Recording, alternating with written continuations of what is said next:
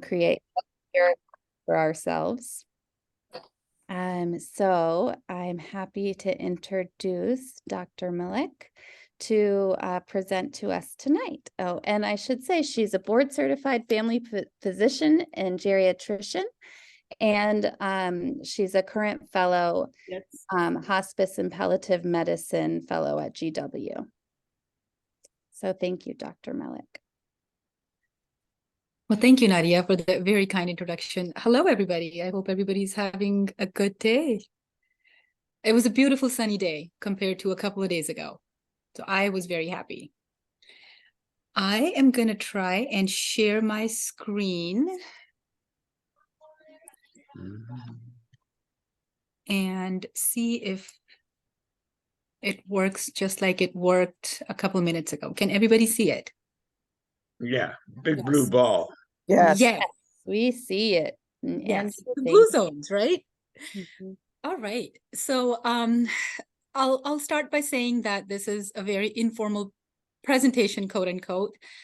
Please feel free to interrupt me and ask questions as we go. Sometimes that's more interactive.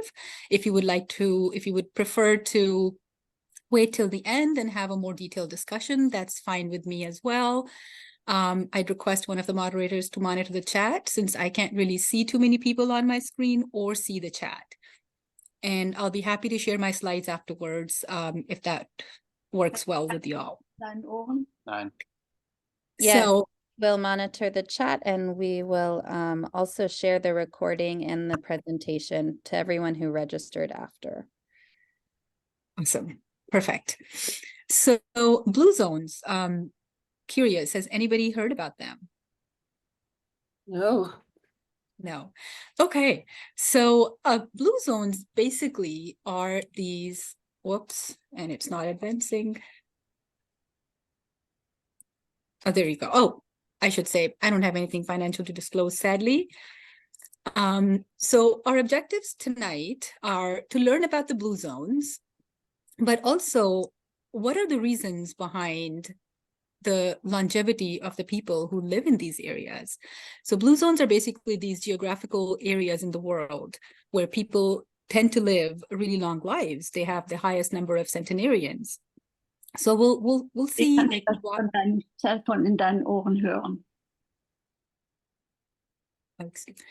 So we'll find out why, some of the reasons behind their longevity, and then more importantly, to discuss the ways that we can incorporate those changes in our lives to see what we can do better. So like I said, it's a non-scientific term that was given to these geographic areas around the world, which are home to some of the longest living people. Dan Buettner was the journalist who actually discovered these areas one by one about 2002, so more than 20 years ago. And he was really interested in finding out the reasons. So he did a lot of research and gave us this amazing, he has a lot of books, and now he has a documentary on Netflix. I'd highly encourage everybody to watch that documentary. It's called, I think, Live to 100. And it gives you such a wonderful insight on all his research. So let's talk about longevity.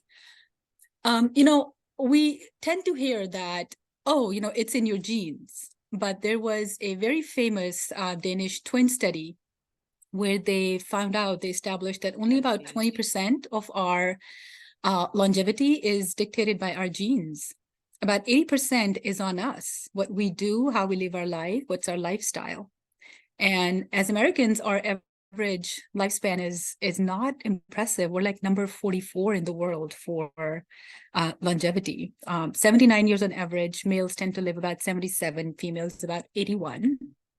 And the last time I checked, these stats were last year, and I think they're still the same. Nothing has changed. So these are, I need to update this slide. There's a 6th blue zone. And every time I do this presentation, I say that, but I still have not done it. But these are the 5 blue zones right now. And there's a 6th one, which is Singapore, which we'll talk about. So Loma Linda, California, right here in America. Nicoya, Costa Rica. Sardinia, Italy. Ikaria, Greece. And Okinawa in Japan. So Sardinia was one of the first ones that Dan Buettner had visited or discovered, so to say. It's home to the world's longest living men, but it's a very specific small area, which is it's a cluster of villages, which is in the mountains, basically. They do have some advantage in a way that they have this rare genetic marker called M26, which is linked to exceptional longevity. And then because of the location of this, geographic location of this area, their genes have been pretty much the same. There hasn't been too much dilution because people don't really move in that area. So that's one advantage in that area. But when he studied their lifestyle, a lot of the things were very, very common with other geographical areas, termed labeled as blue zones. And you'll find a common theme in all these areas that these people have kept a very traditional lifestyle. Instead of going for modern, facilities, they tend to have kind of more like, tougher life, so to say.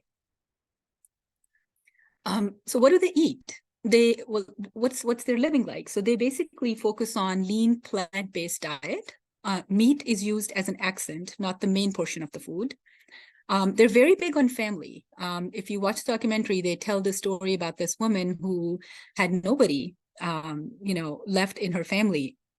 And the people in her village actually kind of took care of it till the end. There are no nursing homes. There are no, caretakers outside of the family in these areas. They really value and celebrate their elders. Walking is a daily part of their life. And particularly in this part of the world, what they found was when these, group of researchers went there, the walkways are not straight, they're steep. And the level of exercise you get with that, or the level of physical activity, so to say, you get with that is very different from, us walking on a straight treadmill or a sidewalk. They do drink this particular type of wine, which I will definitely mispronounce this name. I think it's called Cananu wine, has really high levels of flavonoids, which are known to be heart healthy. And they drink goat's milk. And I don't think it's the secret to their long living. I think it's just the way their area is. It's hard to get cows and, bigger animals up there. So goats and sheep are easier to have there, and they tend to them, and that's the milk that they have available. And one of the things that all of these people in all of these blue zones do is they eat what they grow and what's available in their area. And this is, what they eat. I took this off of the website, which is the Blue Zones website. And this is basically their food pyramid, so to say. So a lot of whole grains, dairy is not the animal, vegetables. If you can see up here, their meat and fish is 5% of their diet. Very little, minimal added sugar. And their main grain that grows up there is barley. So that's what they use.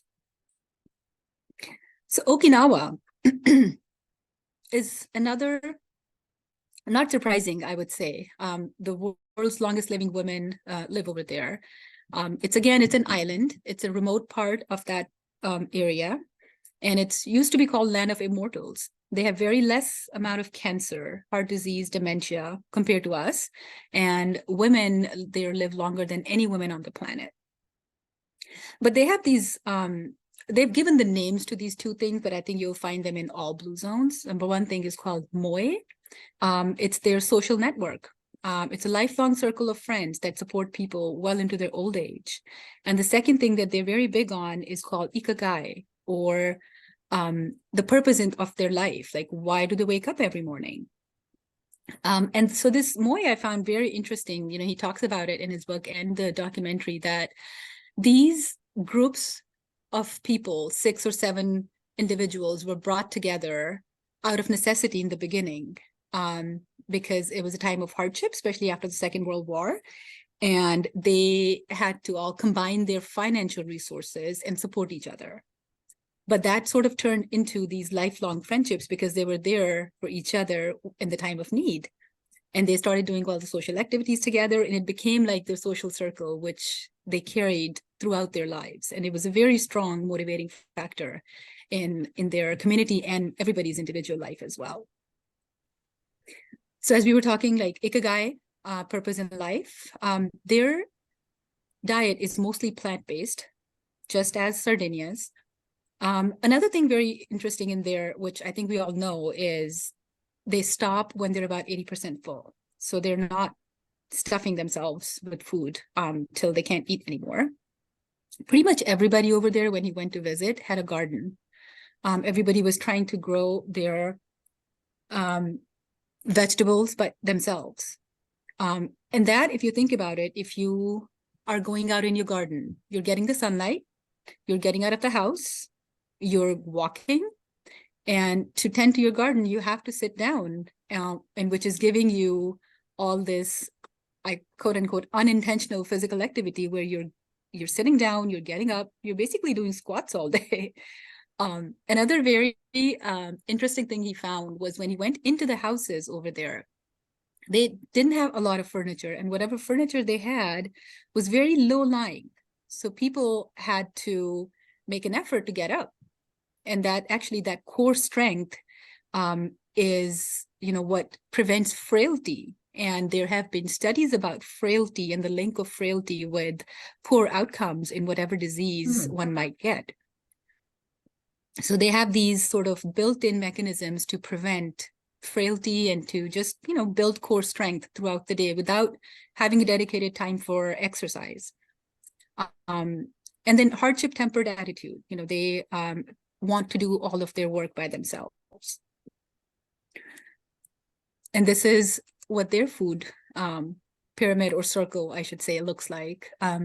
So this sweet potato thing is interesting. It's a very particular type of potato that grows there. And it was, again, I don't think it's any, oh, gotcha, this is the thing that, we all need to eat. I think it's just what grows there.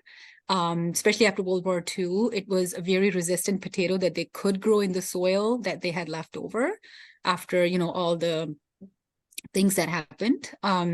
But this does have a lot of, vitamins and very high in antioxidants. They do eat rice. So rice, again, is not the enemy. Vegetables, legumes, very small amount of fish, meat, which is mainly fish, because, they live by the ocean. And then Ikaria. I think by now you're starting to see a common theme. Ikaria in Greece, these people live about 8 years longer than Americans do. 20% less cancer, 50% less heart disease, almost no dementia. Am I missing a question?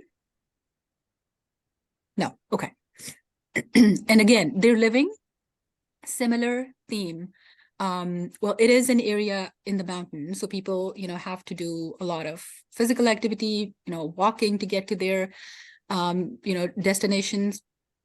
They do eat Mediterranean style diet, which I think plant-based, healthy fats, very little amount of meat, a lot of herbs in their diets, naps in the afternoon, which has been scientifically proven to lower the stress hormone levels in our body. Fasting and, fasting, somebody last time I did this presentation asked me if this was a particular type of fasting, but it's not. It's just that they stop early in the evening. The dinner is earlier in the evening, in the early afternoon, and then they don't eat anything. Sort of like the same concept of intermittent fasting that it's very popular these days.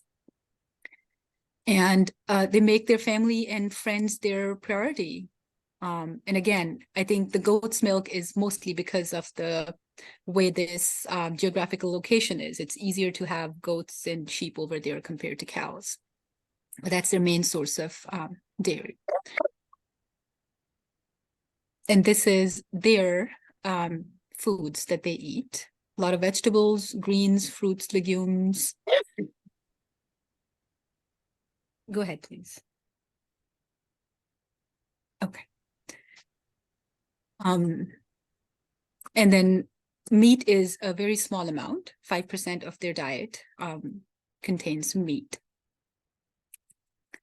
So this is interesting because this is right here in US. So this is a community of about 9,000 Seventh-day Adventists live in this particular area in Loma Linda, California. They living here in America. They live about a decade longer than the rest of the Americans.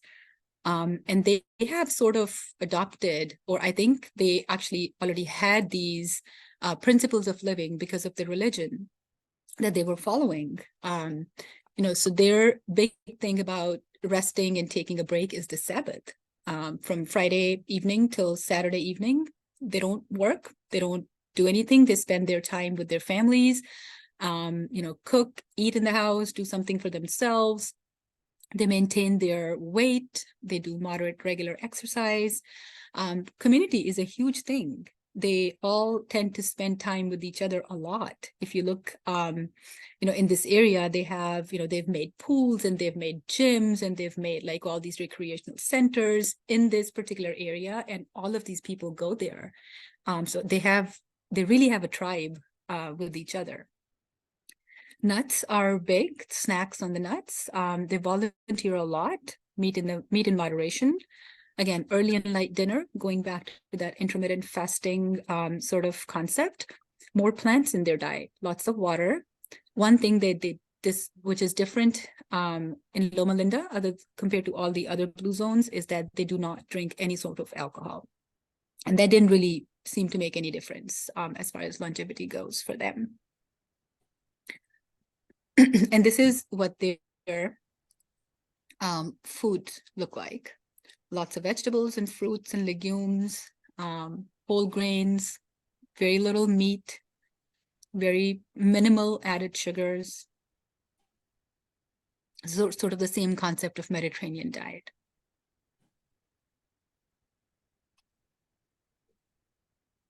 Nicoya. So Nicoya is interesting because this is I'm sorry. This is not a very, compared to other countries, not a very economically, rich country, but they have excellent healthcare system. They have invested a lot of money into preventable health conditions. Like they have these home care programs where they send their healthcare workers out, especially in the remote areas.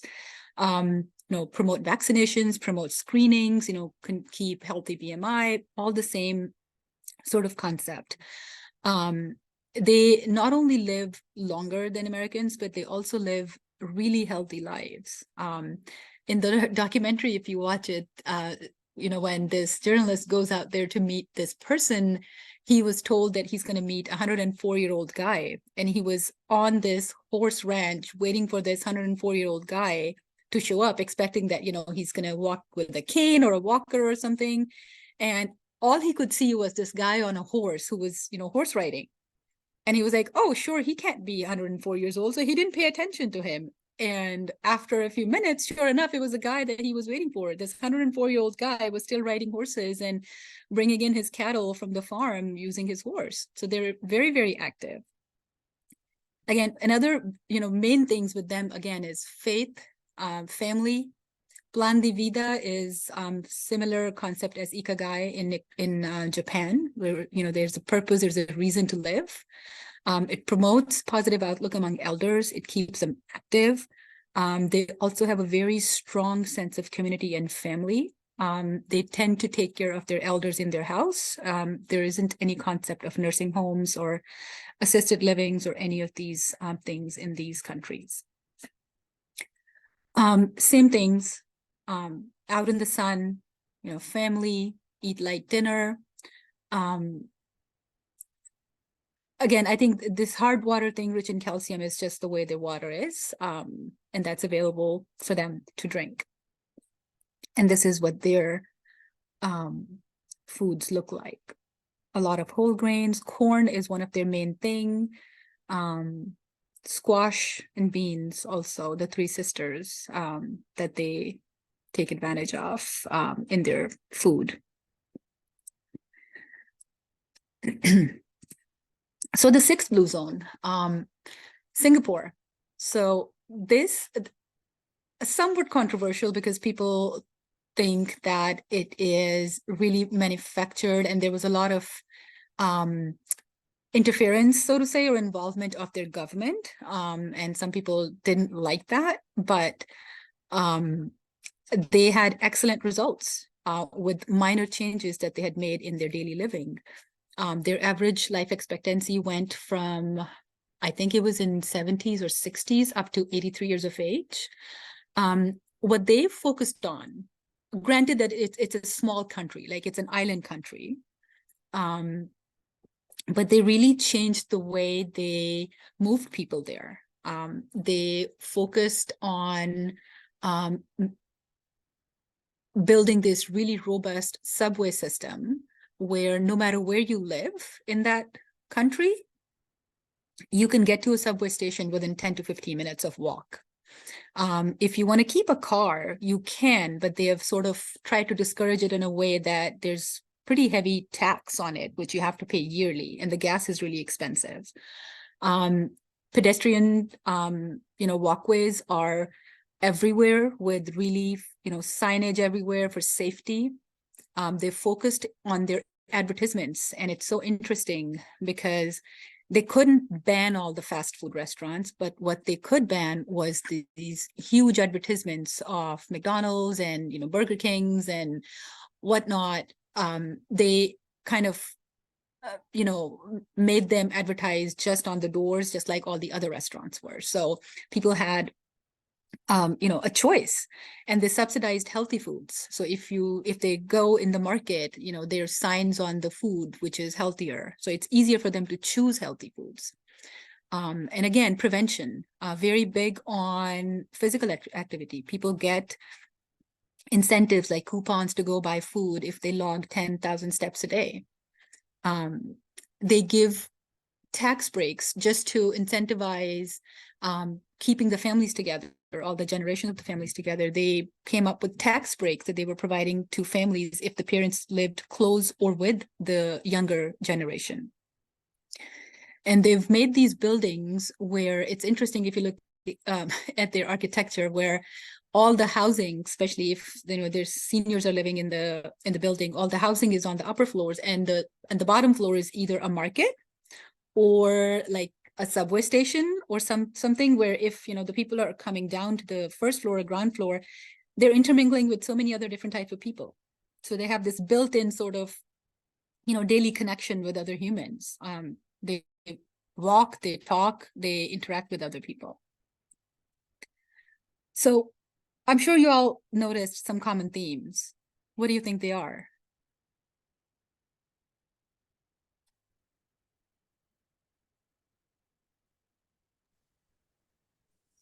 Less meat and chicken. Yeah, plant-based diet, that's one, definitely. Strong community and physical activity. Absolutely, major. And the physical activity seems to be integrated into their lives.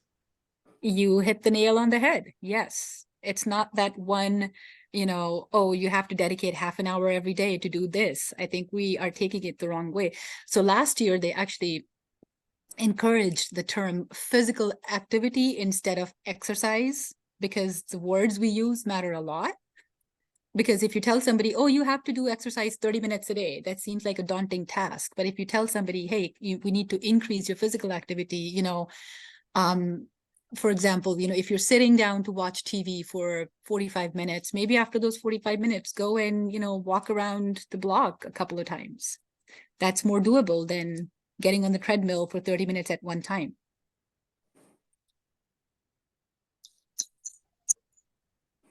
Friendships and socializing. Huge aspect. Absolutely.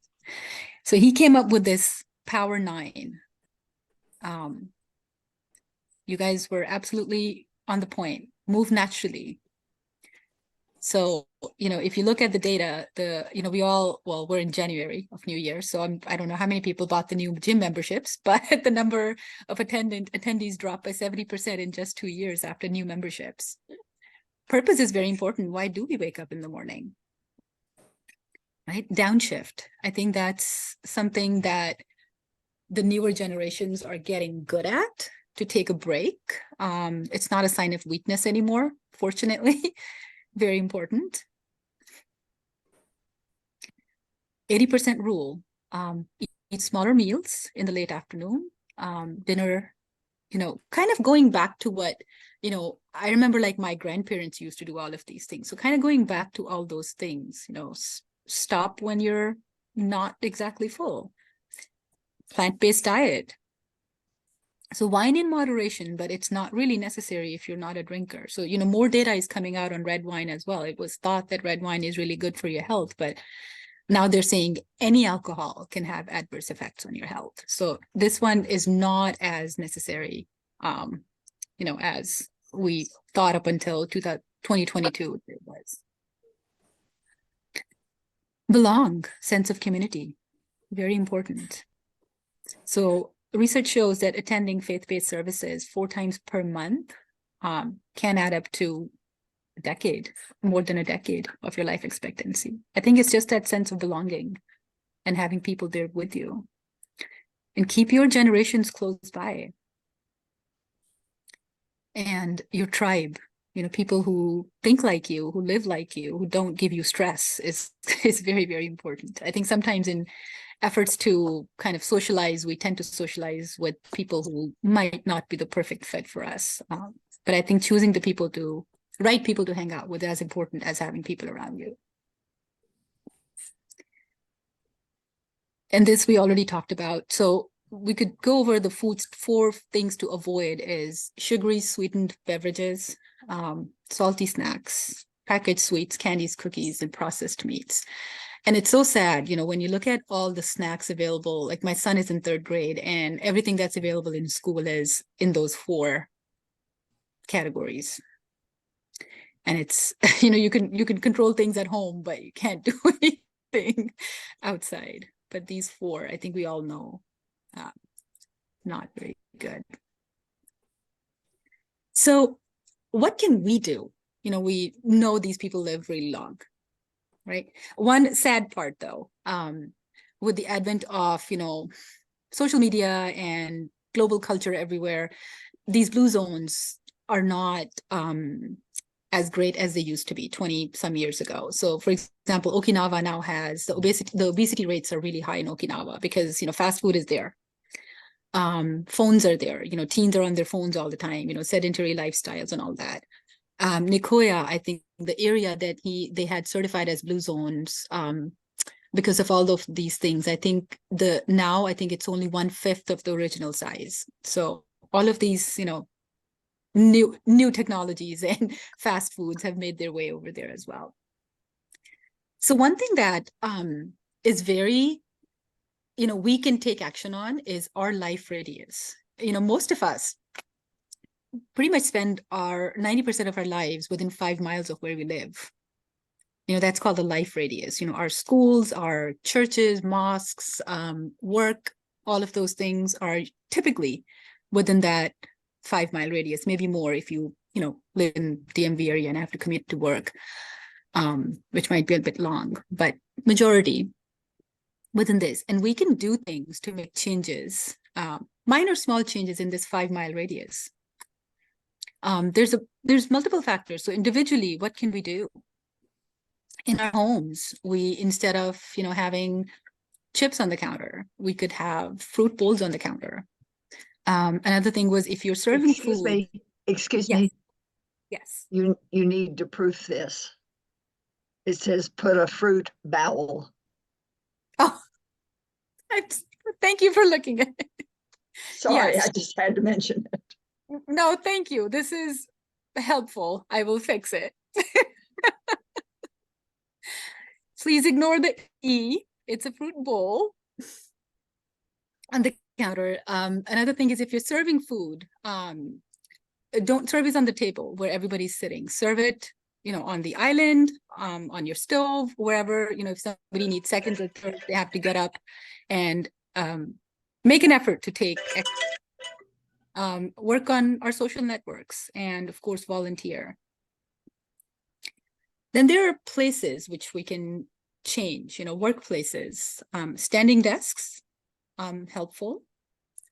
Eliminating vending machines. Not only they're extremely expensive, but most of the times, what do we get out of vending machines? M&Ms and sodas and chips and candy and all of that things. Schools can have no meat days. Again, vending machines can be removed from the schools.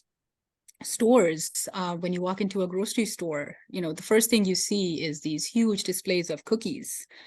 When you're trying to check out, especially if you have a kid with you, it's so hard because they have all the candy and chips and Cokes and everything there. So they can make, fruits and vegetables and other healthy options the center of attention instead of having all of these things on big display. Restaurants can make small changes, like before the meal, why do we need to eat a whole basket of bread? We're just sitting there munching on bread. It's tasty. I love bread. Oh, it's so hard to stop, but we really don't need, a full meal before eating the next meal. So policy-wise, I think that's where the villages can get involved. Approach your people, people who are in power who can make changes to do this, making fast food places less, we cannot get rid of them, but they can be less evident.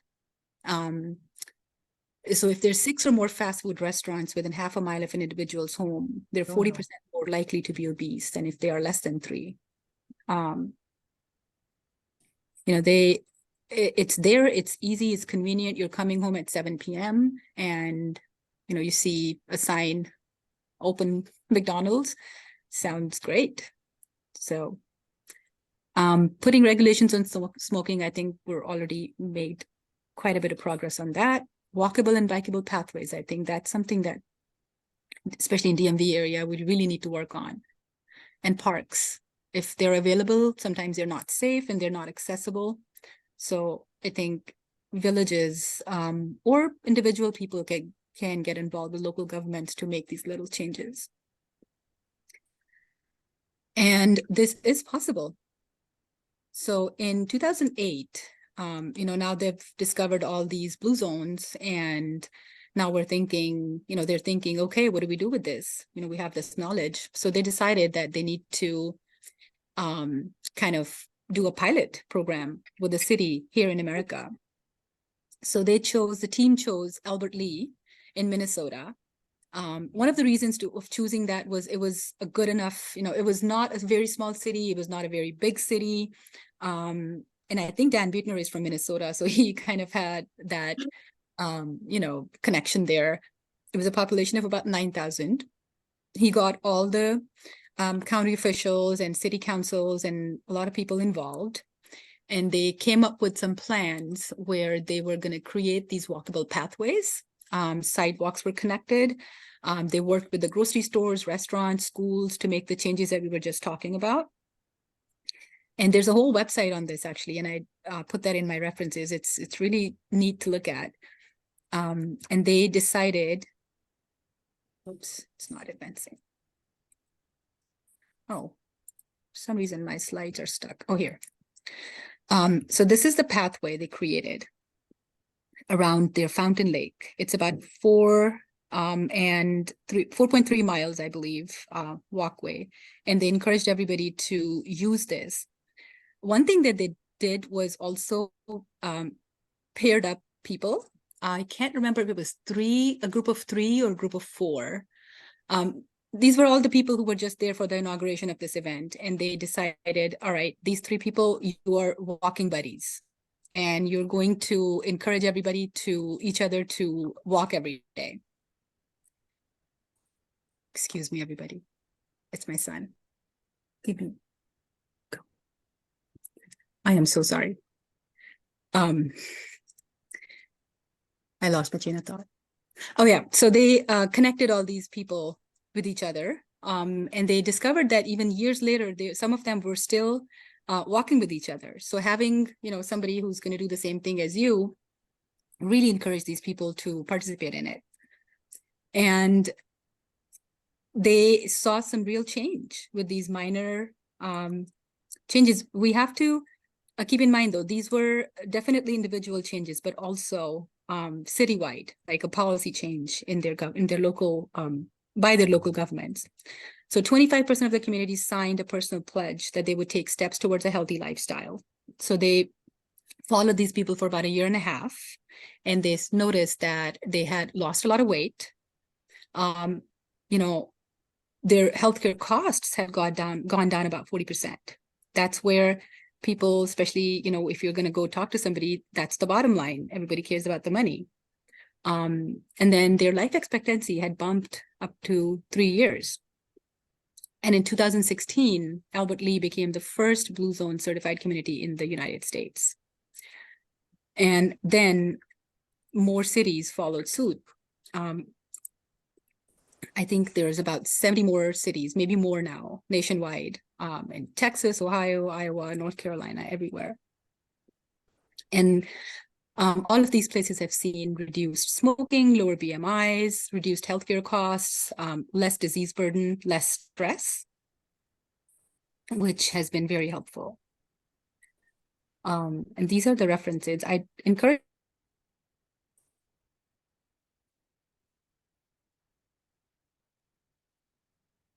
Dr. Malik, you more were detailed. frozen. You froze for a couple of seconds. Oh, You just started talking about references. Oh, yes. I was just going to say, I was saying that these are the references, and I would encourage everybody to go on these websites and get more detailed information.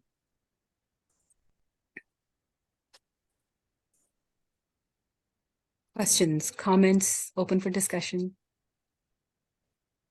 Okay, everyone, if you have a question, you can come off of mute and ask a question or say your comment.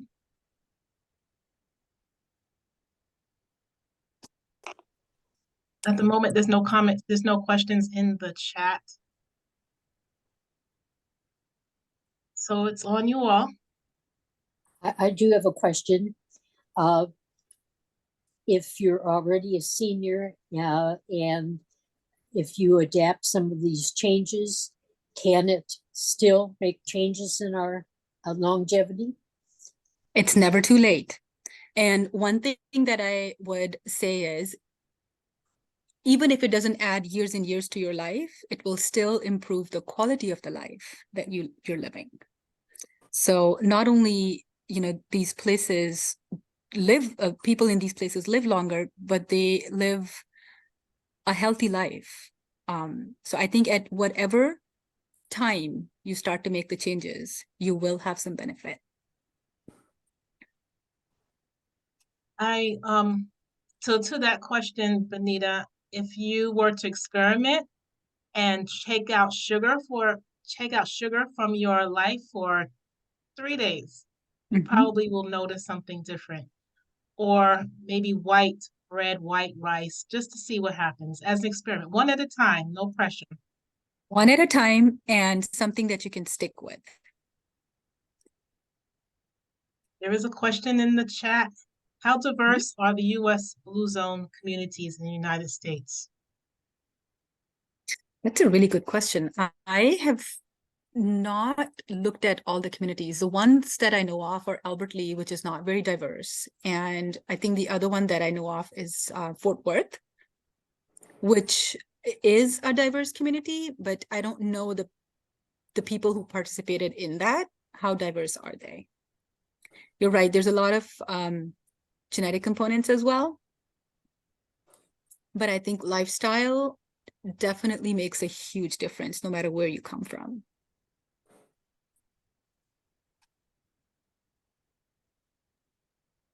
Again, I think DMV would be a great area to do this experiment because we have such diverse population here. Yes, we do. You said something. My name is Sharon, and you said something about the people in Singapore, how they can receive food coupons for 10,000 steps. And I thought that was an excellent idea. Do you think, because you are at George Washington University, correct? Yes. Is that something, and I'm an alumnus, by the way, is it something that you think we can incorporate and maybe present to the mayor because she does promote walking at the first day of the year. I participated, so I know she does promote walking as an exercise for our health. But to receive a coupon for food, I think that would really encourage more people to walk and to be healthier. Is that something you think? If you wanted to do something like that, I would work with you because I enjoy walking. So if it's something that you think you might want to start or collaborate with someone, I'm willing to help you with that. I think that's a great idea. It depends, and you're talking about DC. Of course. Yeah. Yeah. I think that's a great idea. I don't live in DC, but I don't know how. I guess that's their job, right? The politician's job to figure out where the money is going to come from. We can True. present the idea. But I think that's a wonderful idea to give food coupons for something healthy, that they could get something healthy in return for 10,000 steps. And we have all of these apps to indicate how many steps we're taking. Exactly. It's easy to keep track of. Definitely. Yeah. I would love to see something like that initiated in the Washington, D.C. area. Yeah, I wonder if, I haven't looked into that yet, but I wonder if GW already has like a group of people working on something similar. And I wonder if there's a way to find out. I can check. Okay. And if you, I think Sharon. Nadia's off, but yeah, if you can, I'll put my email in the chat, and if please feel free to email me. Okay. Thank you. Of course. And Sharon, that's great that you asked that the government has the money, but the people have the power in their voice. So you can call representatives. And I'm not the best person to say what to do because I've run away from politics for most of my life, but and I was told by somebody that does these things, she said, follow the money, that there is money for many things. And if you tap into the resources, you can see where the money is going and you can redirect it by your voice. Right. And But I see they do offer SNAP coupons or SNAP cards, supplemental. So why not give people coupons for doing something healthy for their bodies? I think it should happen. And I'm definitely willing to work with it because I'm a walker myself. Yeah, that's a great idea. So There's a have very interesting question in the chat. I love it. I want to get ready to read it right now. Okay, So, go ahead. From Nancy, and I'm not sure if this is the one, but Nancy says, sticking with your own tribe cuts against the goal of living within a diverse community. We in the DMV are encouraged to integrate, to live with others, not necessarily of our own background. How do we reconcile these two very different objectives? I love it. I love it. I think you can have a tribe which has people from all over the world, because I think fundamentally everybody is the same, and you just need to find the people who think like you. It doesn't matter where they're from or have the same values. Not to get too personal, but my son's friends group right now, my son, I am from Pakistan. I was born in Pakistan. My son is adopted. He's Moroccan. So his friends group right now has a white boy, a black boy. I can't think where the third guy is from, but somewhere, I think Afghanistan. But like all of us, the parents of all of these boys think alike. So we love that our boys, Nepal, the other guys from Nepal. So we love that our boys hang out with each other, because we all sort of have the same philosophy of upbringing these very hyper 8-year-old boys. So your tribe can be from anywhere. It's just your thinking has to match. Yes.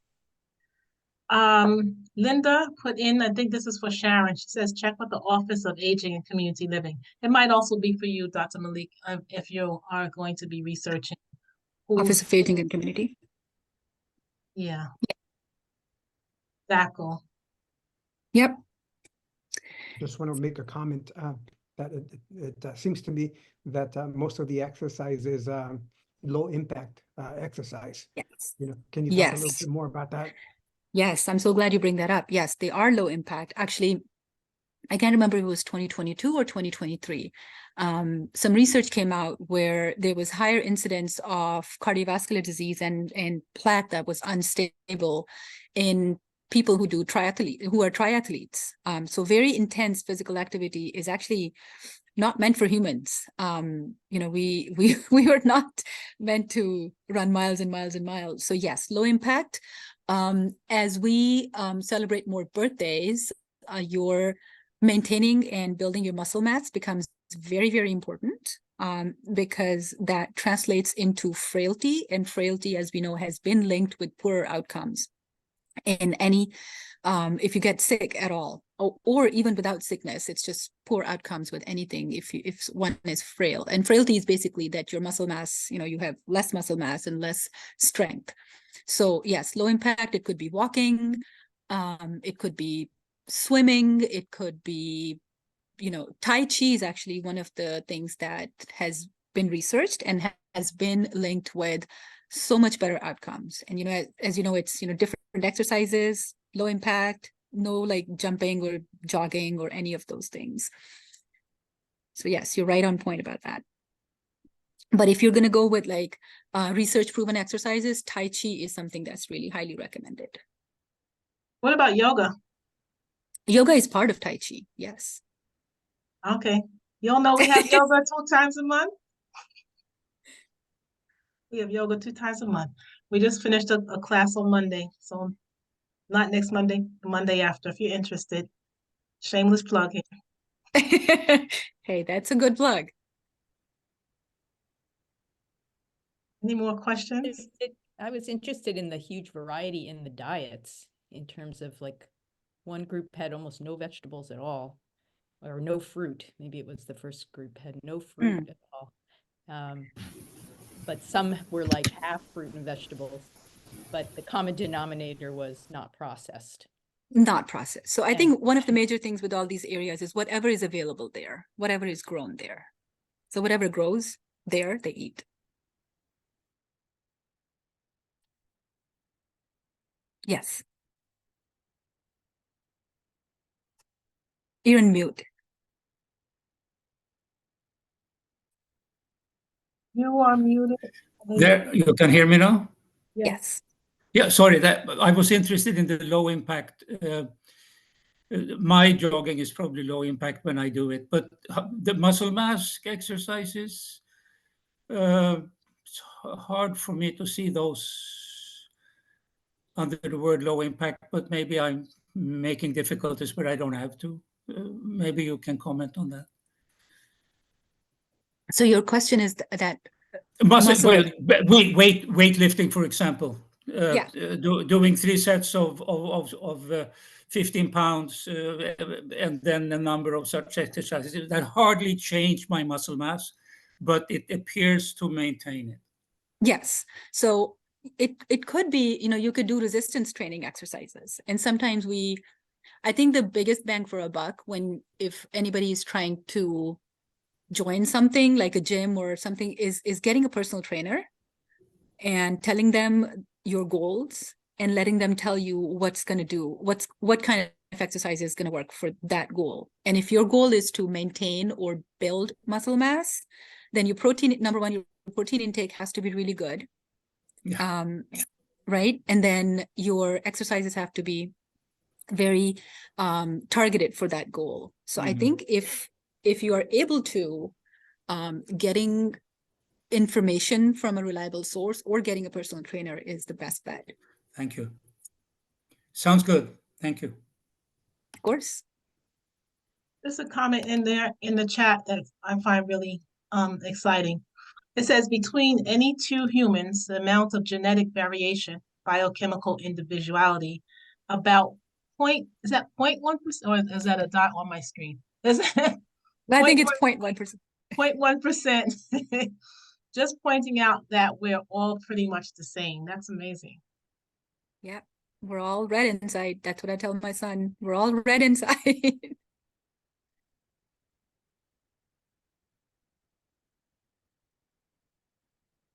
Come off of mute if you have questions, comments, or raise your hand and I'll see if I can unmute you. And maybe we've exhausted that. We are at 5:54. Oh, okay. I want to say the question, what can we do? I thought was profound. And if you don't take anything else from this conversation, take away the fact that you can make one change, just one thing, and you can have one conversation.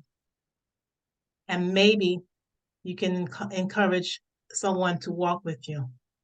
So I put in the chat who wants a walking buddy here in Greater Brooklyn Intergenerational Village. Maybe you could be the one to start a walking buddy group if you live in the area and are interested. I think that would be a really meaningful change.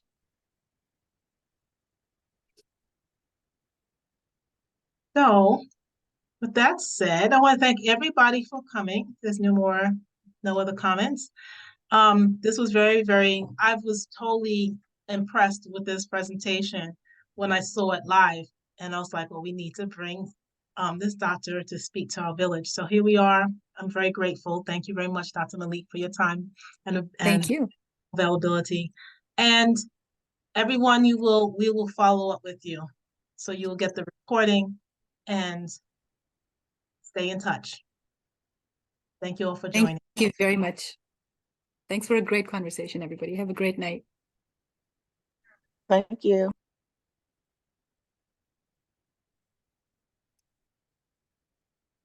I'm gonna end.